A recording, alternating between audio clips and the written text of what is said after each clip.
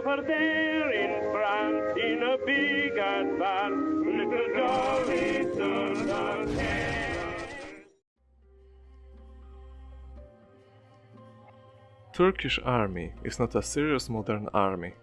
It shows no sign of adaptation to Western thoughts and methods. The army is ill-commanded, ill-officered, and in rags.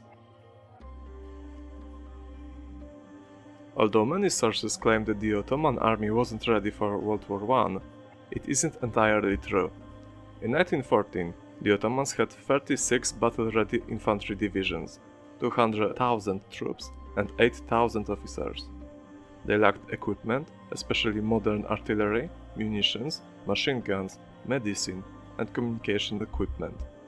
But Ottoman army was much more modern than it seems. Thanks to German and Austrian military attachés, Ottoman general staff was a professional command. Army structure was much more flexible, and Turkish soldiers, called asker, were well trained, loyal, and brave. After losing war against Italians in 1912 and the Balkan Wars, the Ottomans seemed to be a weak ally. Due to this and other factors, a day before the start of World War I, the British decided to keep two battleships, bought by the Ottomans and produced in English dockyards. Germans saw the opportunity and sent two cruisers, Goben and Breslau, as form of gifts to Turkey. Turks used them to attack Russian ports on the night of October 29th to 30th, 1914. On that night, Ottoman Empire officially joined the Central Powers in the Great War. British and French commanders worried that Russia, fighting against Germans and Austrians in Poland, Turks in Caucasus, and both on the Baltic and Black Sea, will fall quickly. The need to help the Russians, to send them munitions and supplies, in exchange for much needed wheat, sparked the idea for the invasion of the Gallipoli Strait. Plan was fairly simple and smart. Sudden bombardment of shoreline by British warships should neutralize coastal defenses. Then, mighty fleet will move to the ports in Istanbul, destroy the two biggest weapons factories with heavy artillery fire and, hopefully, this will force Ottoman government to surrender. February 19, 1915. Combined British and French fleet, consisting mostly out of outdated warships, begins the operation with the heavy barrage of the shoreline. After first minor successes, fleet moved deeper in the Gallipoli Strait.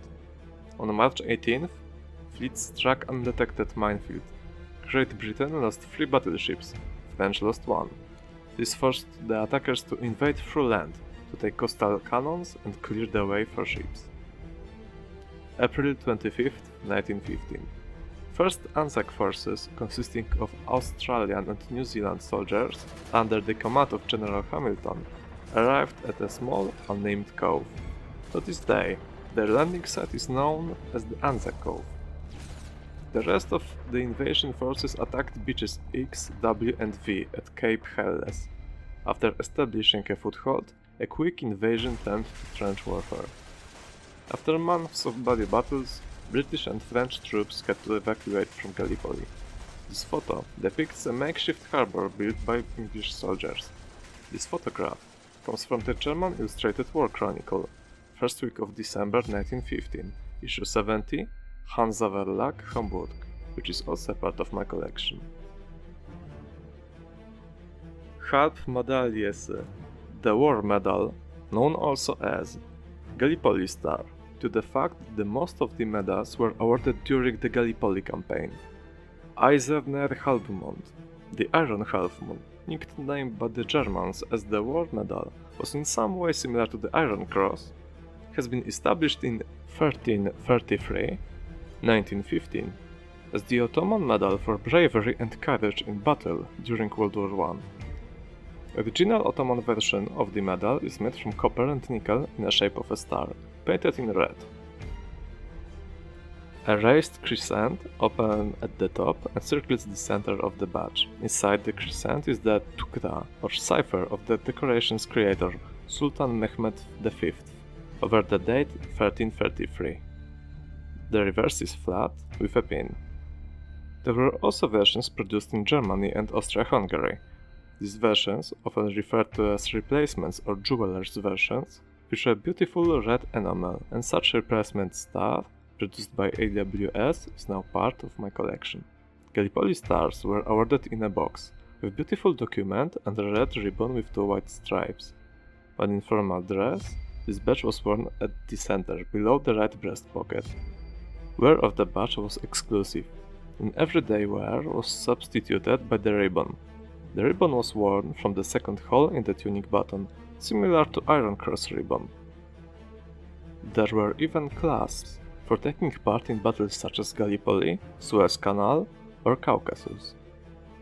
There are many variations of this award, including small 40mm Prinzgrosse types to big 65mm U-Boot-Grosse badges, as well as different miniatures and even local conversions. The fact that there are so many versions of the war medal and so little data about them, it is very hard to confirm originality of them. If you are looking for literature, be sure to check out the Turkish War Medal by M. Denim Erman. As always, thank you for watching. Be sure to like and subscribe as it helps my channel a lot. You can also check out my Instagram, where you can find many more medals and badges. Every medal shown comes from my private collection, and there are more videos to come.